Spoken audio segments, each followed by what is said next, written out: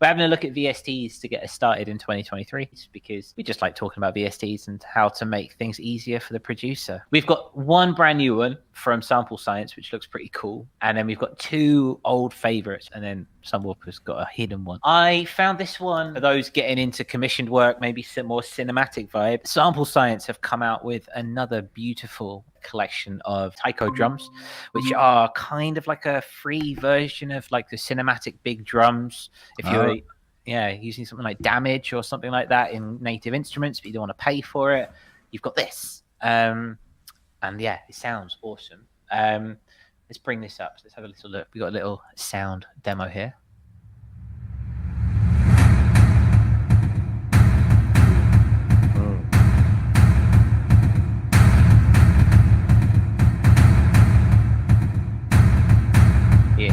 Well, I'm downloading that.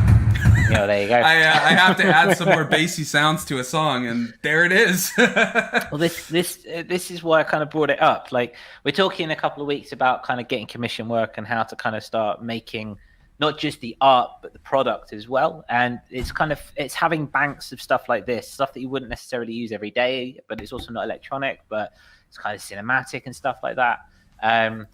It's really nice. Really nice. Again, so anything from Sample Science is lovely, but yeah, are you going to be adding that to your comic book strip, Tom Walker? yeah, definitely. I will definitely be adding that for any commission work where it needs that type of sound. But I have a song, it's like a fight scene where it needs some. I have some big drums from the Spitfire library, but I need more. Always need more. Yeah, so that's probably the direction I'll go with those. Yeah, it's fun to do that type of stuff and really branch out. What about you, Ian? Like, do you see any need for it, or just want to grab it? I don't know. I was thinking the other day about I don't ever start songs with drums. I thought maybe you should just take some rhythms. And you're a drummer. Not like not like a kit rhythm or a loop or something, but actually just hit a drum. You know, something that you would use as part of a solo or something like that, a motif, and then start thinking, all right, well, how can you get that on the rest of your equipment? So yeah, it's funny. And I was also watching something on TV the other night where there's a load of Japanese guys stripped to the waist with the massive taiko drums. Really going nuts with them. You know, it's a very powerful sound, and if you're looking for something like that, then I think it's definite. I mean, you know, it's free. You know, you're gonna download it and stick it in the back pocket if you don't want to use it straight away. Surely, you know, it's a big sound. It is, and it's drums. You can never have too many drums. That's true. You can never have too many drums. You can layer them, and then you can even sample them and put them into your SP4 format too. Oh, I will definitely be doing that. Don't worry. Or in Koala. Or in Koala. Which, speaking of, Gribble said in the chat, I played with Gadget quite a while back. Have had plenty of music apps on my various iDevices over time, but never did anything serious with them. Just treated them like toys, kinda. Yeah, it was hard for me to kind of break past that, like, screen, you know, just... Like, same, yeah. It's a pocket thing, like, oh, you know, but once I got Koala Sampler, it like turned a switch for me where I was like, oh, I can use this for all this type of stuff. And like, I'm designing a live set on Koala and just using the SP for effects. So it's like, it was surprising how powerful it is. And then David says, I love using for looping primarily, like iOS app. Give it a try, Gribbles. Let us know what you use and how you get on with it. I think the apps have changed a bit recently, and they're getting more to be an extension of your studio as well. And also the ease with getting things out of apps. That used to be a bit of a pain. You could make a really interesting sound and then you've got to export it as a wave and I don't know, go through some weird ritual just to get it onto a computer or into a sampler. It's a lot easier now, which makes these things a lot more viable. Yeah. There used to be a massive difference between like production in the studio and then stuff you make on your iPad, and now their balance is kind of striking nicely, which is good to see. I also love all the remotes, like controlling things with, like we were talking earlier, but I'm controlling our stream with my old phone. Like that's Streamlabs right there, and I can mute, I can switch scenes and things like that. And on Logic, I have it as well. I use Logic Remote on my iPad, and I can change. It's like a mixer, but you can switch it to. You can actually play MIDI on it if you wanted to. I mean, I don't like hitting the keys on an iPad, but you can. It's there if you want, and there's a bunch more you can do. And then David mentions Cubasis. Yeah, that's the Cubase on iPad, right? Yep, I've got that. Yeah, because I use GarageBand just like if I need to do something. Now I just use Koala, but yeah, I've heard a lot of good things about Cubasis. Very much so. Curtis, what about you? What about the drums? Did you already download them? I have. I've been playing around with them and sitting around and running them through bit crushing. Ooh, yeah. And beat repeater.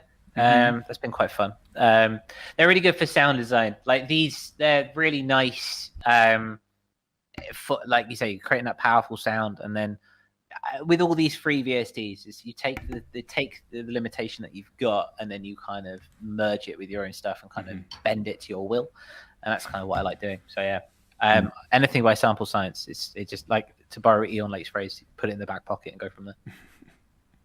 Yeah, definitely. Bag it. Exactly. And bag it. Exactly. So that is our new VST for the week. We also have one of a classic favorite from all of us here. If you are looking for something retro and something to get yourself going, the Surrealistic MG1. And this was originally a recommendation from our patron Bendu, because I was like, he's mentioned it before, but when I finally got it, I needed like a very vintagey, fat sounding analog synth, and he's like, you got to try this. It's good. Yeah, it is. So if I play this a little bit.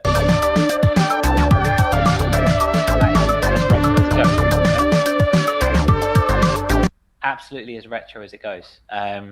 So why buy a Behringer Pro 800 when you can just get yourself that, eh?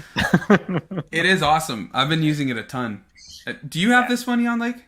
I mean, it's free, so anybody can go grab it. I'm already thinking why. Yeah, I'm going to ask you why you don't have it, because, I mean, this thing is free, and it sounds incredible. It sounds a bit like those old Moog. What was it? That's what it's modeled after. The Radio Shack Moog. Yeah. There was I don't know if it was an MG1, if that's what it was called, but it was a Radio Shack one Bendu had mentioned, and this thing is awesome. You can get some really great, like that. Demo sound is really cool, but you can get even just the presets. There's a wide variety of sounds on it, and when you mess with it for like such a little bit of, knobs and faders and things like that, you can get a lot of sounds out of it. If you, yeah, there you go. That's sold. I mean, it's free. Yeah. You need. I've been playing around with MIDI routing over the past kind of couple of weeks and over Christmas, mainly through the monologue, and I found some great, because obviously with the VST you're in the box, and the idea of we're trying to get away from boxes and stuff like that. So I've been routing it there, and just the depth that you can go to. It's so far below depths. It's deeps. Yeah. Exactly. The extreme depth deeps. Thank you, brothers. You've got my back there. Thank you. I appreciate bro. that. Yeah, if you take it and then you route it through, using I happen to use Ableton, nothing but the best. But the idea of then just playing with it and not being conjoined to what the computer's saying, but what your ears are saying on there, you can reach new deeps. It's good fun. I saw you had mentioned him, Ben, that trance guy, Ben. I'm blanking on his last name, but you mentioned him for something. He does like trance music. Ben, it starts with a B, his last name. Oh, Ben Burma. Yeah, I know he does that with his Minilog XD, where he doesn't even use it as a Minilog. He's just using it to control Diva. Yes. When he plays live. Yes. Is that where you got it from? Yes, that is where I stole it from. Exactly. Yeah. And Juan says you should make a song called Deep. I agree. will. Maybe that could open Marooned. Maybe. The deeps of Marooned. Maybe it's just kind of start the whole project again. So we've already got to push it back. Using deep as the main subject matter. So what you're talking about, using MIDI CCs from hardware to control software, yeah? Essentially, yeah. Fun. And just creating that hybrid live set, so we're not looking at screens all day, because we do enough of that. Just the way it goes. We're doing that right now, aren't we? We are doing that. Right. Exactly. One more of our list is this. We brought this up a couple of weeks ago, but this is more of a public service announcement for those who might have missed it. The wonderful, wonderful pull stretch is now in VST and in standalone form. Paul Yeah, and app, iOS. I was using it. Yes. We did a demo, and then I furthered that on my own YouTube channel with a video where I used it on the iPad. And I mean, it's really cool what you can do with it. Yeah. And it's free. It's free on iOS, and it's free as a plugin. So there's no reason to not get both. Exactly. Works wonderfully. And it's an absolute staple in the ambient community at the very least. And then you can always put stuff in, sample it, and put it in your SP404 Mark II. Yeah, that's what I did. There's probably some caveat that you've got to run it through Mutable Instruments clouds as well, just to be a proper ambient cliche. But well, not all of us have modular though, so you know. A lot of these things, though, they're like cliches for a reason because and that new version gives you so much more control. It's pretty mad. Yeah, the stuff you can do on Paul Stretch, like the effects they added, they have a compressor, EQ. You can make it binaural by like it starts panning and doing things like that. There's some weird sounds too. Like you can change the pitch of things, and it's just insane. I highly recommend checking it out. If anybody wants a sound demo, let us know, and we can pull one up that we did. I could send it to you, Josh, if we want to play it. But just let us know. Otherwise, we'll carry on because I'm sure most people know the glorious sounds of Paul Stretch. But yeah. We'd like to see. I think one of the nicest things I found from the new one is that it has a low pass filter. Obviously, when you stretch things out, make it ambient, you get all that rumble, that mud, and all that mud. Yeah, and so you want to kind of. It's been a bit of a headache, a minor first world problem to kind of get rid of that. But it's nice that you can have that first world problem kind of just like made for you. Yeah, but the filtering and formant control means you can do different things with it. Basically, you really can sculpt sounds quite savagely. Yeah. Savagely. I also like how you can just control how long you want the stretch to be, like how much of a stretch it is. There's just this slider. You can go to like 15 million hours. It'll be playing like before, like for eternity. Exactly. Sculpting savage sounds should be your tagline, Eon Lake. Just putting that. Once he gets the MG1. Yes, only. That's the only time you can qualify for that. So yeah, entirely.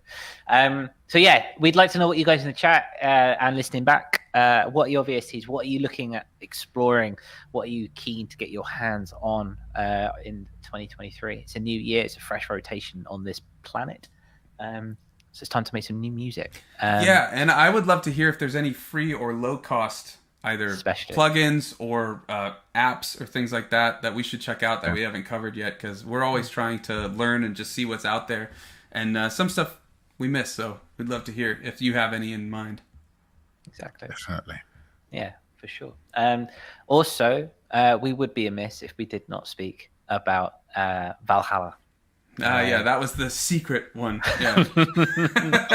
Yeah, Valhalla's super massive. I mean, we sing its praises pretty much every episode, and sometimes we don't actually say its word. We just, it's there. But it's free. It's amazing for reverbs, drones, delays, obviously. It's a really cool... It does like everything in terms of reverb and delay, but there's a warp function. You can control the high and low pass. There's chorus in it. I mean, it does so much. It's also a bit of an education in modulation and reverberation and echoes and how they intermingle and what affects what and so on. It's just everything all in one little not real box. Yeah. Yeah. I wish it was a pedal. Yeah. Yeah, it would be nice. That would sell. Yeah.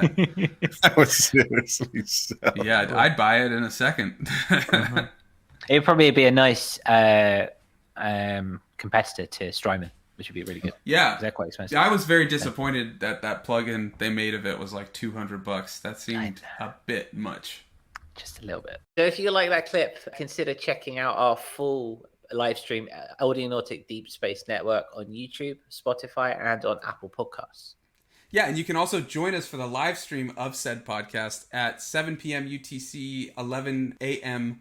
Pacific. Wonderful, yes. And finally, we have got the Audionautic Radio playlist, which is down in the description below. All the latest and the greatest of the underground electronica world that you see there. Fantastic stuff. Yeah, if you're looking for some new music or checking out some of the newest in electronic music, head to that link in the description, and we will see you in the next ADSN. Thanks for watching.